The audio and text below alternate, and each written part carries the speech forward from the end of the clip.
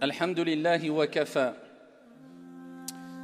Alors malheureusement, et je m'inclus dedans, on a tendance à penser que l'islam c'est qu'une relation verticale et non horizontale. C'est-à-dire une relation qui nous incombe à toutes et à tous et qui doit être seulement des adorations qui sont en lien direct avec notre Seigneur Tabaraka wa Ta'ala. Peu importe notre comportement, notre relation horizontale avec les gens de manière générale. Et ça, c'est une grave erreur. Et cela fait tomber la personne dans le fait d'être spectateur plutôt qu'acteur. D'être celui qui demande d'être assisté plutôt que celui qui assiste. D'être le paresseux profiteur plutôt que la clé du bien qui est utile et bénéfique pour les autres. D'être une personne égoïste, que Dieu nous en préserve. Tout simplement parce qu'on a pensé que le fait de faire beaucoup de prières, de jeûner le mois du Ramadan ou des jeûnes surérogatoires suffisait pour être aimé par Dieu. Et ça, c'est une erreur totale. Voilà pourquoi, comme nous allons le voir, incha'Allah ta'ala, le prophète lui-même, alayhi salatu wassalam, n'a pas voulu que les compagnons soient éduqués ainsi avec cette mauvaise compréhension. Mais ils ont respecté cette relation horizontale et verticale, et c'est ce qu'on doit respecter, mettre en application de jour comme de nuit si on veut être ou faire partie des bien-aimés d'Allah subhanahu wa ta'ala, et c'est ce qu'on va voir incha'Allah ta'ala. Allahu Rabbuna huwal ilahu lahu minal asma'i mastafahu الواحد الحي كذا المليك والملك المالك لا شريك. Ayyuha al-musallun, Allah Jalla wa Ala nous dit dans le Coran et il nous rappelle, occupe-toi bien sûr de toi avant tout. Va pas essayer de sauver les gens alors que toi tu es tordu, tu es corrompu, tu es égaré, tu n'es pas éduqué. Éduque ta propre personne, sois éduqué afin d'être une clé. Miftahul khayr, une clé du bien. C'est pour ça qu'Allah dit dans le Coran, Ya ayyuhalladhina amanu qu anfusakum wa ahlikum nara. Ô vous qui avez cru, préservez vos personnes, préserve ta propre personne. Il commence par toi. Pourquoi? Parce qu'au jour de la résurrection, comme vous le savez toutes et tous, et on le rappelle et on le répète car le rappel profite aux croyants, tellement que ce jour sera terrible, le jour de la résurrection, et difficile, ce jugement, le grand jugement. Et bien qu'Allah Jalla wa Ala a décrit ce jugement par ses propos, Yawma yafirru al-mar'u min akhihi wa ummihi wa abihi wa sahibatihi wa bani. Le frère verra son frère, il ne sera pas heureux de le voir, mais il le fuira par crainte d'avoir des responsabilités, des comptes à rendre devant Dieu auprès de ce frère-là. Même de ton père et de ta mère, na'am. Tu verras ton père, tu ne seras pas heureux de les rencontrer, mais tu sais que c'est le jugement. Tu auras une crainte. Tu auras peur de devoir rendre des comptes devant Dieu auprès de tes parents, eh bien tu prendras la fuite. Ce jour sera terrible, ayyuhal akhyar. C'est pour cela qu'il faut d'abord s'occuper de soi-même, se réformer soi-même.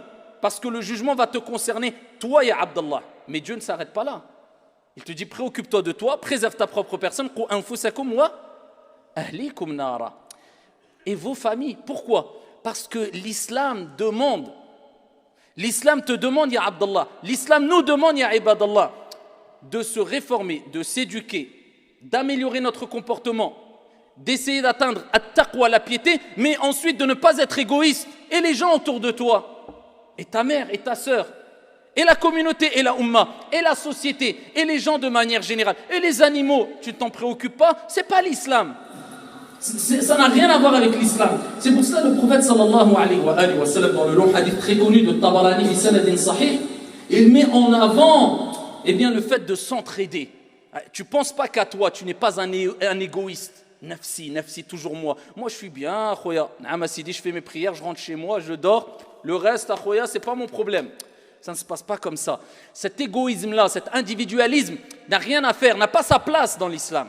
On pense à ceux qui sont autour de nous avec des priorités, al-awlawiyat. Les priorités, d'abord, on commence par, bien sûr, notre personne, nos parents, ton père et ta mère. D'abord par eux. Si tu n'as pas compris cela, tu n'as rien compris. Ton père et ta mère, tes enfants, ton épouse, ton époux, tes grands-parents, tes oncles, tes cousins. Ensuite, la umma, la communauté. Ensuite, la société, les gens de manière générale, qu'ils soient musulmans ou pas, peu importe. Nous, on doit être une clé du bien utile pour la société. On ne doit pas être un poids pour la société. C'est pas ça le comportement du prophète alayhi salatu wassalam. Alayhi salatu wassalam, il dit dans le hadith rapporté par At-Tabarani, ahabbu an-nas ila Allah. Les gens les plus aimés de Dieu. Il n'a pas dit ceux qui prient beaucoup. Il dit anfa'uhum lin-nas. Ceux qui sont les plus utiles pour les gens. Lui, il sort de chez lui, il dit moi j'ai une mission. C'est d'être pieux, de craindre mon Seigneur, mais d'être utile. À quoi je vais servir aujourd'hui? Tu sers à quelque chose ou à rien? D'accord? Tu es une clé dans la poche de quelqu'un, une sorte de métaphore, qui n'ouvre aucune porte, ou tu es une clé du bien, qui ouvre plusieurs portes. Tu es utile ou pas? Ou dis si tu veux, tu es aimé par Dieu ou pas? Tu veux le savoir? Eh bien, pose-toi la question, est-ce que je suis utile pour les gens ou pas? Est-ce que les gens ont besoin de moi? Ou est-ce que les gens ils se disent, bon, qu'il soit là ou qu'il soit pas là, il ne sert à rien du tout? Je ne te parle même pas de la communauté, au moins dans ta famille. Est-ce que tu es utile pour ta famille? Dans ta ville, au moins dans ta ville, tu es utile. Est-ce que tu te poses la question, ya Abdallah, ou est-ce que tu dis, moi je salli hada yakfi? C'est pour cela, ayyuha al-akhyar, qu'il faut comprendre que la religion, c'est une relation horizontale aussi. Et c'est pour cela que Allah il a rappelé que des gens seront les témoins de Dieu sur terre. Quand la personne va mourir, vous connaissez tous le texte avec Omar et le prophète quand il y avait le janaza. Et quand le prophète il a dit wajabat, quand les gens parlaient en bien sur une personne qui était décédée, ensuite une autre personne décédée, ils ont parlé en mal, eh bien le prophète alayhi salatu wassalam a rappelé que c'était accepté, c'est-à-dire leur témoignage. Si tu meurs, les gens parlant bien de toi, ça t'aidera pour l'entrée au paradis. Et qu'Allah nous préserve de cela. Si les gens parlent mal de toi ou les gens disent bon débarras, ça sera ici un argument contre toi au jour de la résurrection. Donc dis-toi, quelle trace j'ai laissée derrière moi? Est-ce que j'ai aidé les gens pour qu'ils disent wallah celui-là il m'a aidé? Wallah il y a des gens qui, qu'ils soient vivants ou morts, les gens quand ils les citent, ils ne disent que celui-là il est venu à mon secours, celui-là il m'a aidé, celui-là il a été toujours ici prêt pour m'aider à n'importe quelle heure. Ça c'est les clés du bien. Ça ce sont les bien-aimés d'Allah. Ceux-là ce sont les rapprochés d'Allah subhanahu wa ta'ala. Et ce sont ceux-là qu'Allah va aider. Le prophète alayhi salatu wa sallam a dit man kana fi hajati akhi kana Allahu fi hajati. Celui qui aide son frère, wallahi wa rabbil Ka'ba, Allah t'abandonnera jamais. Tu sais quand toutes les portes vont se fermer, tu te retrouveras dans une situation difficile, tu vas dire mais Allah viendra à ton secours. Alors qu'il n'y aura personne, hein. Allah viendra à ton secours. Pourquoi? Mets la cassette en arrière. Tu te rappelles quand Foulen, il avait de graves problèmes, personne ne pouvait l'aider. Et tu es venu, tu lui as dit, tu as des problèmes financiers, je t'aide.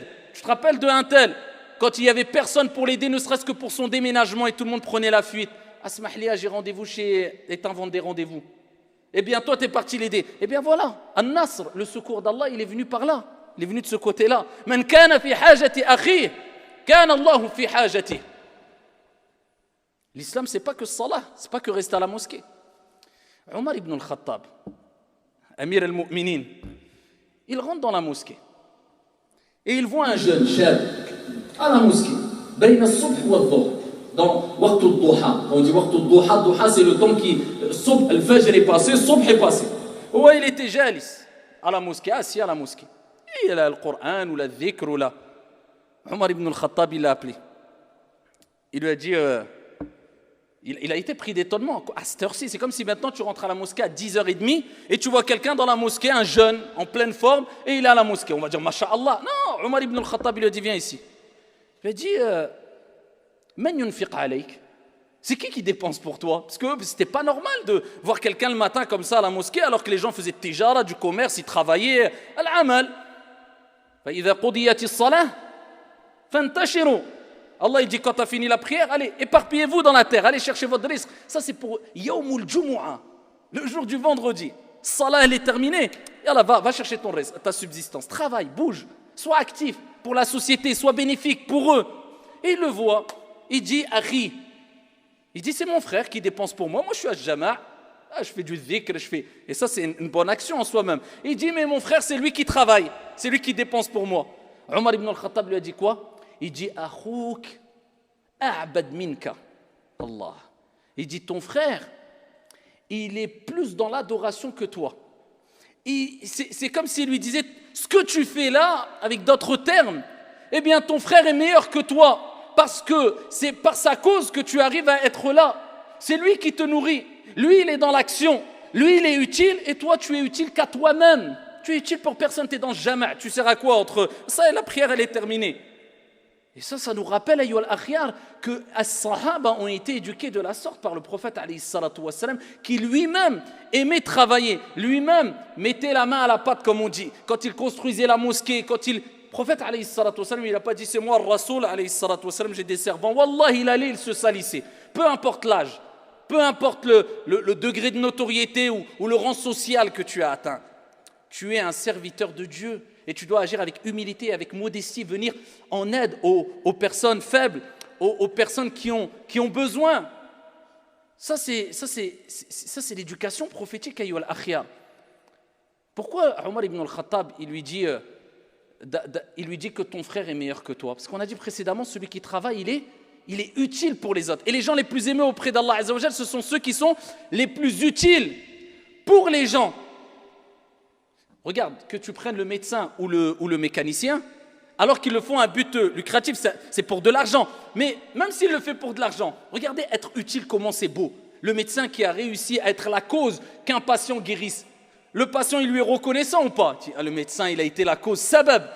Vous avez vu, il repart heureux. Il a été utile pour les gens, c'est pas beau. Le mécanicien qui est tombé sur une personne qui était dans une situation difficile et il a été honnête et il a réparé sa voiture correctement. Et la personne qui avait besoin de sa voiture pour travailler, il repart heureux ou pas? Parce que quand tu es utile pour les gens, eh bien tu rends les gens heureux. Et le prophète alayhi salatu wassalam, il nous rappelle que la meilleure des actions, c'est de faire rentrer as-surur, la joie dans le cœur de ton frère. Parce que tu rends heureux les gens. Dieu veut que tu rendes heureux les gens, que tu sois utile pour les gens, ya Abdallah. Et cela est préférable que de rester prier ou faire du dhikr. Alors, khayrul umur awsatuha. Prophète alayhi salatu wassalam, utiya jawami al-kalim. Alayhi salatu wassalam, peu de paroles, des leçons. Juste sur cette parole-là, on pourrait en faire des muhadarat et des muhadarat, des conférences et conférences. Il dit la meilleure des choses à entreprendre dans tout, dans ta vie, dans la religion, c'est de prendre toujours le juste milieu. Alors regardez le juste milieu. C'est pas d'abandonner la prière obligatoire et dire à mon frère, ad-dinul mu'amala. Il va dire la religion, c'est le fait d'agir, d'avoir une relation avec les gens, de travailler, etc. Non, d'abord c'est la prière parce que c'est obligatoire. Mais quand ta prière obligatoire est terminée, yalla taharrak ya Abdallah. Va chercher ton rizq, va travailler pour tes parents, pour ta femme, pour tes enfants, va être utile pour la société. Peu importe les gens qui sont autour de toi, sois utile pour eux, qu'ils soient musulmans ou non musulmans, ne sois pas un boulet, ne sois pas un poids, sois une clé de la réussite, de sorte que quand on te voit, on te dit un tel, quand même bravo. Voilà, c'est quand même quelqu'un, il est utile. Tu n'es pas assisté, mais c'est toi qui assistes les gens. Vous imaginez ce qu'a dit le prophète alayhi salatu wassalam, wa huwa man huwa? Pourquoi ici je vous rapporte ce propos de Omar ibn al-Khattab? Parce qu'il était Amir al-Mu'minin et pour vous dire qu'il détestait ces gens-là, qui perdaient leur temps dans ce qui était important, mais moins important que le plus important. Le prophète alayhi salatu wassalam lui-même, ce qu'il disait, dans le même hadith de Tabarani bi sanadin sahih, il m'est préférable d'accompagner une personne qui a besoin d'aide. Il m'est préférable.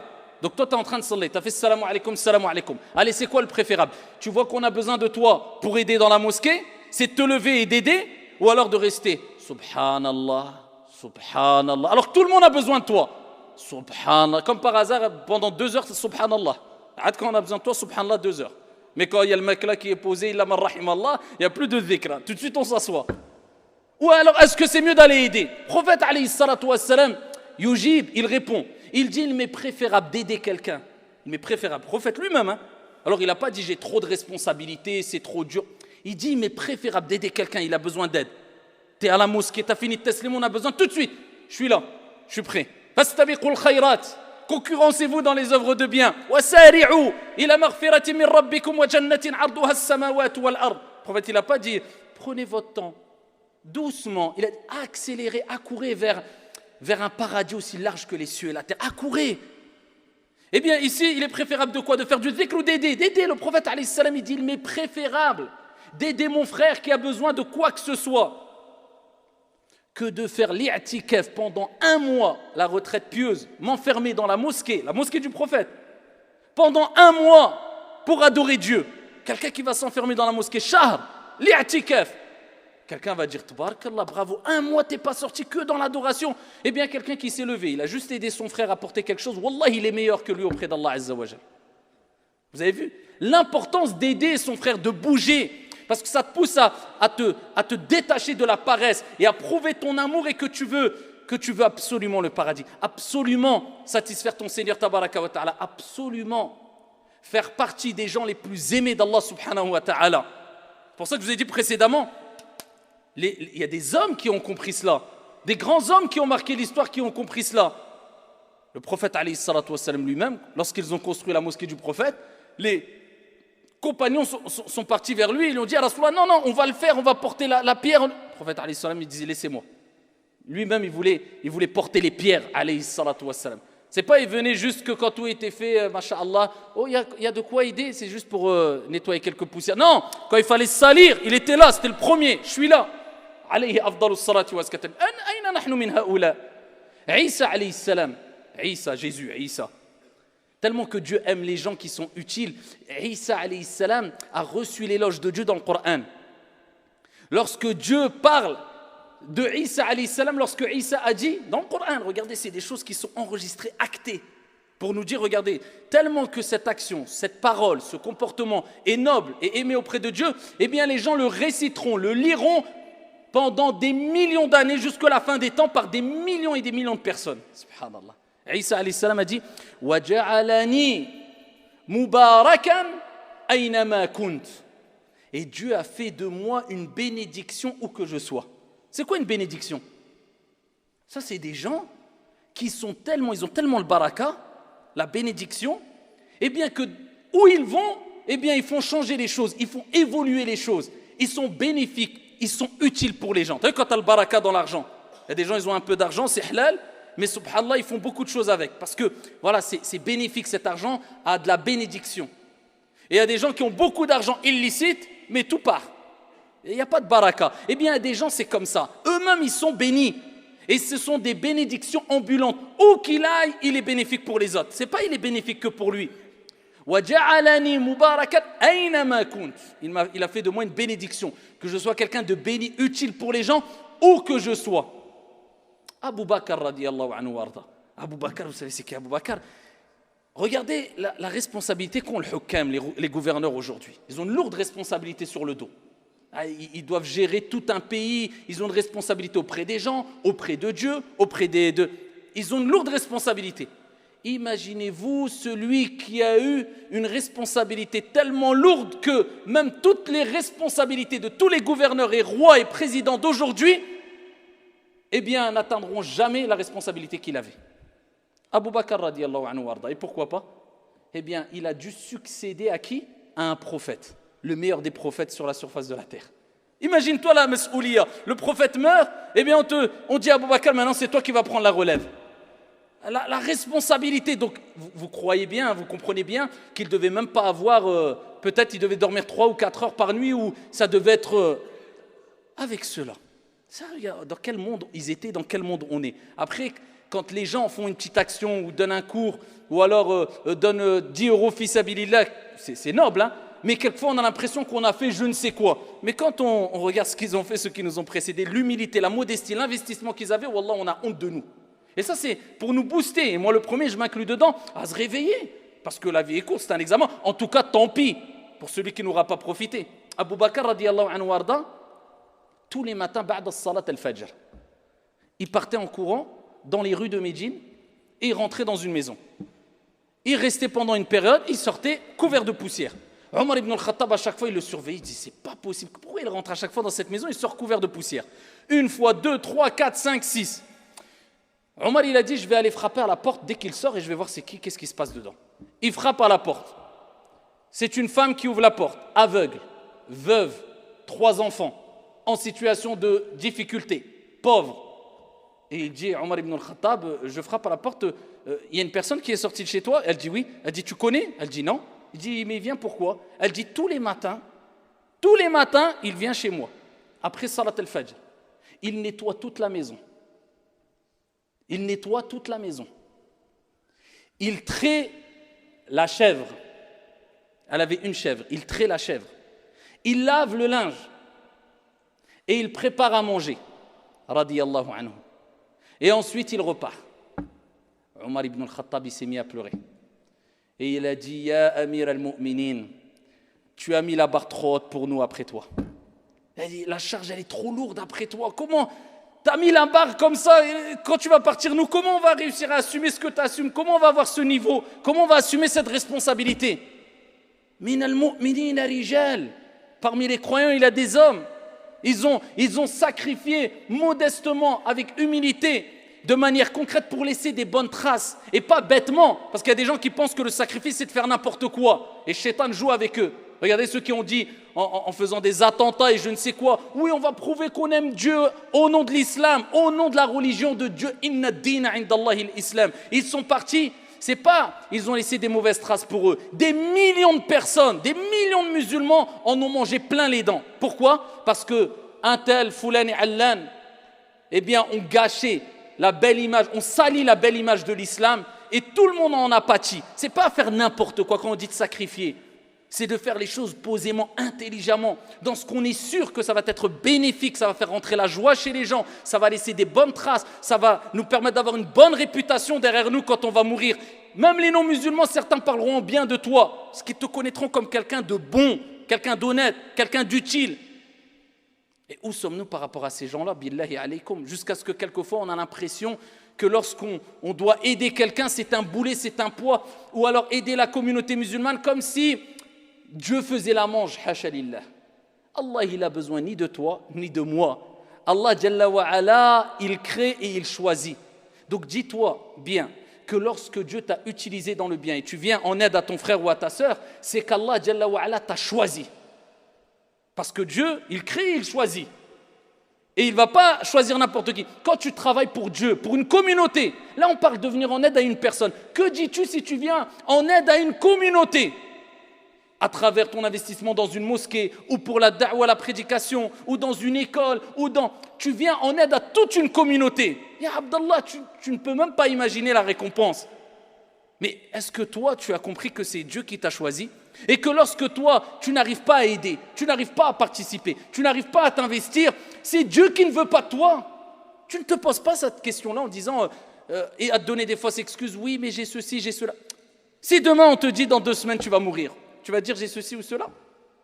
Tu vas faire tout pour donner un temps, en restant dans le juste milieu, bien sûr, en gardant un temps pour ta famille, pour ton travail, mais un temps pour autrui, pour les gens, pour être bénéfique d'une manière ou d'une autre, pour la communauté de manière particulière et pour les gens de manière générale. Ainsi étaient les Sahaba qui ont compris que ça ne servait à rien de vouloir se donner à 100%, à fond, à 1000% pour la vie d'ici-bas, car peu importe ce que tu auras amassé dans cette vie d'ici-bas, le jour où tu vas sentir que tu dois quitter ce monde, pour certains, tout ce qu'ils ont amassé, c'est plus une souffrance qu'une joie. Parce qu'ils se disent, j'ai amassé tout ça, j'ai construit tout ça, des empires, des appartements, mais je vais partir. Donc tout ce que j'ai fait, en fait, ça ne m'appartient pas. Et il regarde sa richesse et il est rongé dans son fort intérieur en se disant, je pars, je laisse tout ça, je ne pourrai pas profiter. Ma vie n'était même pas assez longue pour profiter de ça. Alors que celui qui a construit concrètement pour son au-delà, pose ton empreinte, qui a laissé son empreinte ici-bas, wallahi, il profitera de ce qu'il a laissé ici-bas par la réjouissance de l'œil et dans l'au-delà, parce que les gens le verront à travers ce qu'il a construit. Et je terminerai avec cela. C'est pour ça qu'Ibrahim alayhi salam, vous savez que quand il a demandé, il est en train de construire, élever les assises de la Mecca, de la Kaaba plus particulièrement, il demandait à son fils Ismaïl. Il lui disait, aide-moi. Est-ce que tu veux m'aider dans le hadith? Il a dit, oui, je veux t'aider. Et il a aidé son père et il lui donnait des pierres. Regardez cette entraide. Il a été bénéfique, il a été utile. Il a aidé pour la construction de la Kaaba. Allah Jalla wa ala a fait que ça soit enregistré, cet acte d'entraide dans le Coran qui sera lu et récité jusqu'à la fin des temps. وَإِذْ يَرْفَعُ إِبْرَاهِيمُ الْقَوَاعِدَ مِنَ الْبَيْتِ وَإِسْمَاعِيلُ رَبَّنَا تَقَبَّلْ مِنَّا إِنَّكَ أَنْتَ السَّمِيعُ الْعَلِيمُ. Et lorsque Ibrahim, élevait les assises de la Kaaba avec qui? Avec l'aide de Ismaïl. Et maintenant, ils ont laissé une trace derrière eux?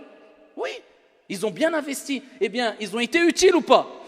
Il a été utile pour son père et ils ont été utiles pour qui? Pour les milliards de personnes qui ont fait tawaf hawla al-Kaaba et qui vont faire jusqu'à la fin des temps. Et c'est pour ça quand on regarde la Kaaba, elle témoigne pour Ibrahim et Ismaïl. Parce qu'à chaque fois que tu regardes la Kaaba, tu penses à qui?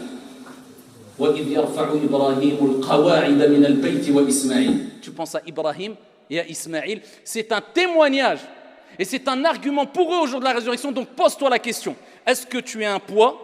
Est-ce que tu es assisté? Ou est-ce que tu es utile? Est-ce que tu es bénéfique? Est-ce que tu as laissé ton empreinte? Est-ce que tu veux construire ton avenir concrètement? À toi de te poser la question. À nous, toutes et tous, de se poser cette question.